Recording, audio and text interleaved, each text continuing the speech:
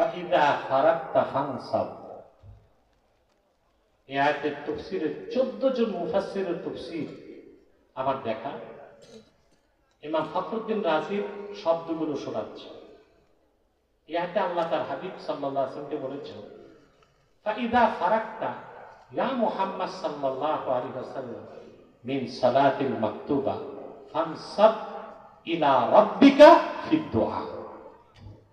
মুহাম্মদ সাল্লাল্লাহু আলাইহি ওয়াসাল্লাম, আপনি যখন ফরজ নামাজ শেষ করবেন আল্লাহর কাছে দোয়া করুন। ফরজ নামাজের পর দোয়া আছে না নাই? আছে। দলিল কোরআন কারীম। হাদিসে কি পরিমাণ হাদিস আছে নামাজের পর দোয়ার ব্যাপারে? আমি অধম, আমার জীবনে 70টা হাদিস পাইছি। বুখারী শরীফের হাদিস, আম্মা জান আয়েশা রাদিয়াল্লাহু তাআলা আনহা বলেন, আল্লাহর হাবিব সাল্লাল্লাহু আলাইহি ওয়াসাল্লাম ফরজ নামাজের পরে পড়তেন, আল্লাহুম্মা আনতাস সালাম ওয়া মিনকাস সালাম তাবারাকতা রাব্বানা ওয়া তাআলাইতা ইয়া যাল জালালি ওয়াল ইকরাম। হাদিসে বুখারী শরীফে আছে।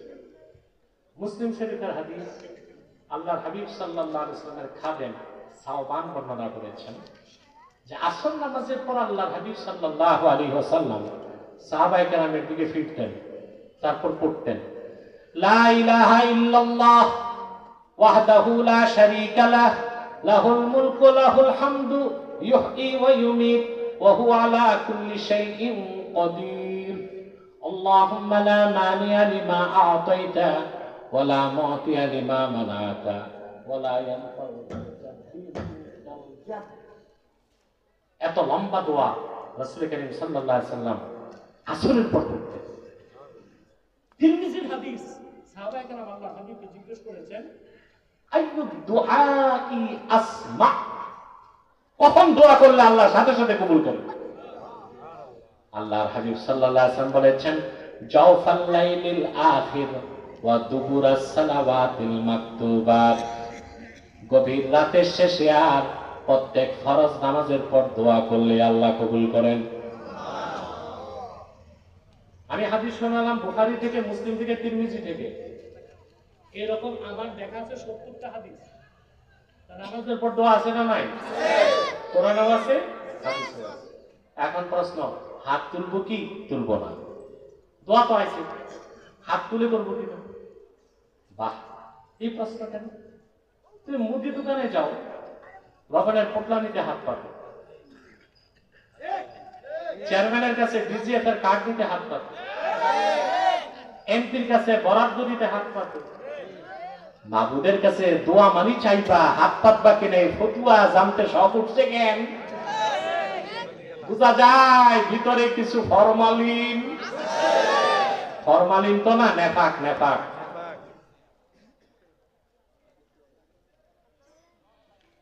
দোয়ার আদবিত হচ্ছে হাত তোলা। আবু দাউদ শরীফের হাদিস, আল্লাহর হাবিব সাল্লাল্লাহু আলাইহি ওয়াসাল্লাম ইরশাদ করেছেন, সাহাবায়ে কেরামকে বলেছেন, ইযা সাআলতুমুল্লাহা ফাসআলুহু বিবুতুনি আকুফিকুম, যখন তোমরা আল্লাহর কাছে কিছু চাও, দোয়া করো, মুনাজাত করো, হাতের তালু পেতে চাও। তা নামাজের পর যদি দোয়া থাকে, দোয়াতে হাত তোলার আদব কি? দোয়ার আদব কি? হাত তোলা। ইমামে নববী রাহমাতুল্লাহ বলেছেন, দোয়া করলে যে হাত তোলা সুন্নাত, যাকারতু যালিকা 20 হাদিসান ফি শারহিল মুহাজ্জাব। দোয়ায় হাত তোলার পক্ষে ইমামে নববী বলেন, শারহে মুহাজ্জাব কিতাবে আমি 20টা হাদিস নকল করছি। কয়টা? 20টা। কার কথা?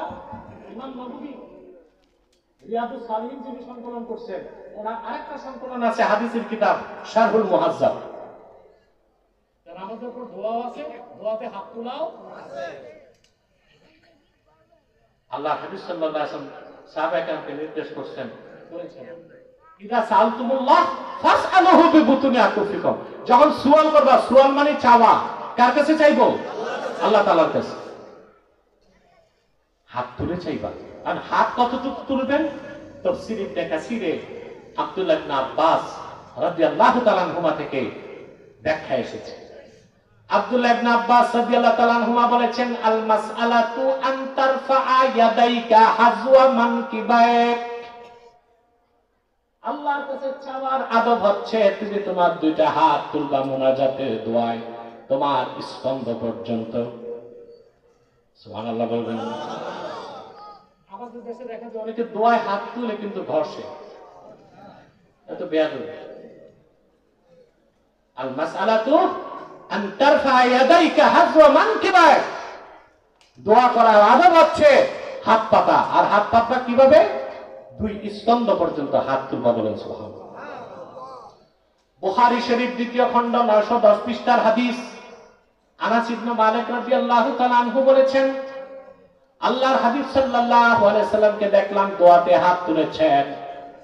আল্লাহর হাবিব সাল্লাল্লাহু আলাইহি সাল্লাম দোয়াতে এতটুকু হাত তুললেন, হাত্তা রাআইতু বায়াদা ইবতাইহি।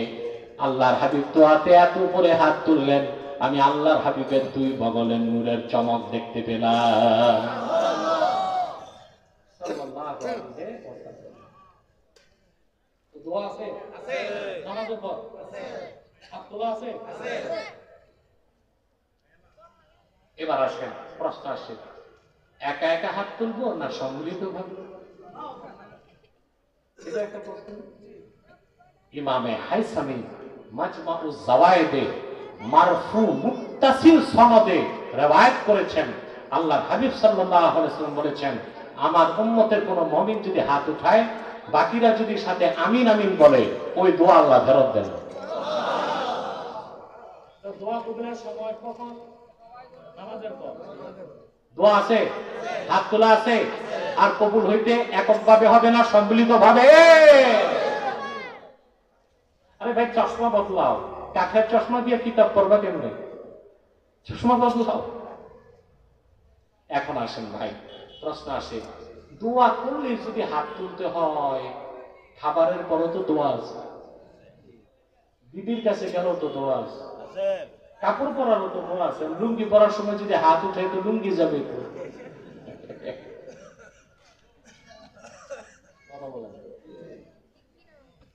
দোয়া দুই প্রকার, একটা মুতাওয়ারেদা আর একটা গায়রু মুতাওয়ারেদা। খাবারের পরে দোয়া, বিবির কাছে গেলে দোয়া, কাপড় পরার দোয়া হচ্ছে মুতাওয়ারেদা কামানজিলাতিল যিকরে, এটা জিকিরের মতো। কিন্তু আজানের পর, নামাজের পর, ওয়াজের পরে দোয়া কামানজিলাতিস সুয়াল। এইজন্য আদব হচ্ছে হাত তোলা। মাযহাবের হুকুম কি? যে কোনো একটা মাযহাবের অনুসরণ করা ওয়াজিব।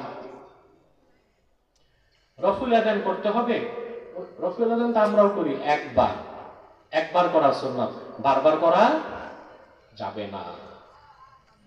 এখন এই যে বারবার আমরা হাত উঠাই, রফুল আযান করে না অনেকে, আমাদের ভাইরা আসেনি, ওনারা দলিল দেয় বুখারী শরীফ থেকে, আব্দুল্লাহ ইবনে ওমর থেকে বর্ণিত। আব্দুল্লাহ ইবনে ওমরের খাদেম নাফে বর্ণনা করছেন, প্রত্যেক উঠা বসায়, রুকুতে যাওয়ার আগে, রুকুতে যাওয়ার সময়, সাজদায় যাওয়ার সময় বুঝলেন না?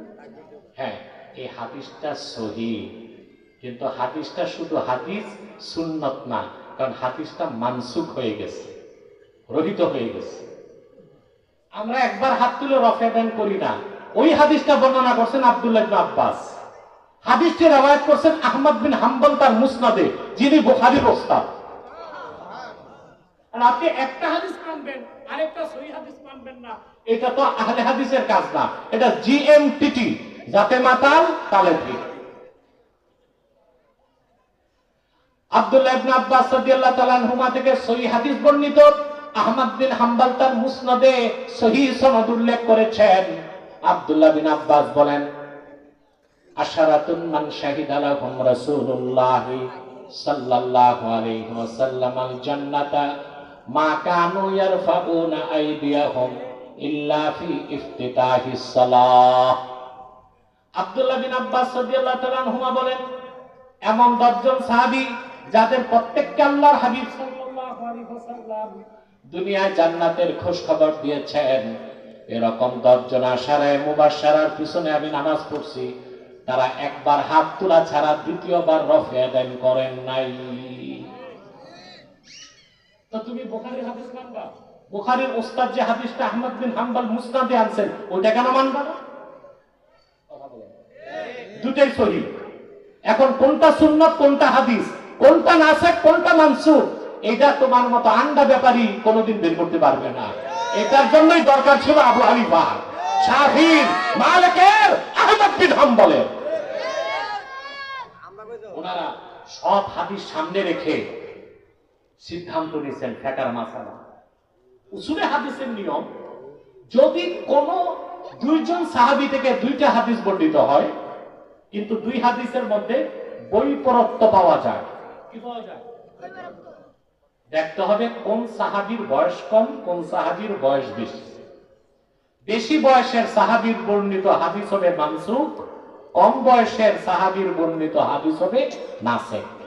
সকল রিজাল প্রণেতা একমত, আব্দুল্লাহ বিন আব্বাস বয়সে ছোট ছিলেন, আব্দুল্লাহ ইবনে ওমর বড় ছিলেন।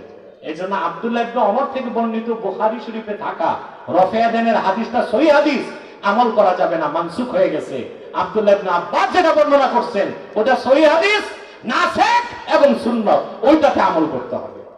দুটোটা হাদিস হাদিস হিসেবে বিশ্বাস করতে হবে, নাসিখটার উপর আমল করতে হবে। ঠিক ঠিক। বাস, আর ক্লান্ত লাগতেছে, আজকে দোয়া করি। হয়ে গেছে।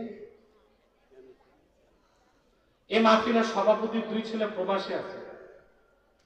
কোথায় সভাপতি?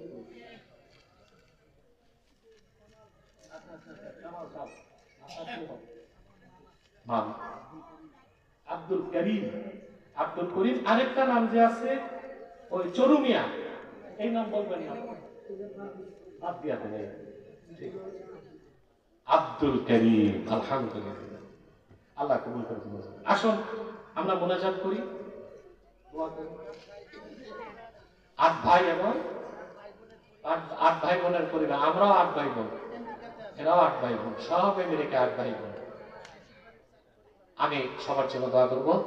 আসুন আমরা একটু সালাত ও সালাম পরে দোয়া করি, যেন আল্লাহ আমাদের দোয়া কবুল করেন। মহব্বতে সাল্লাল্লাহু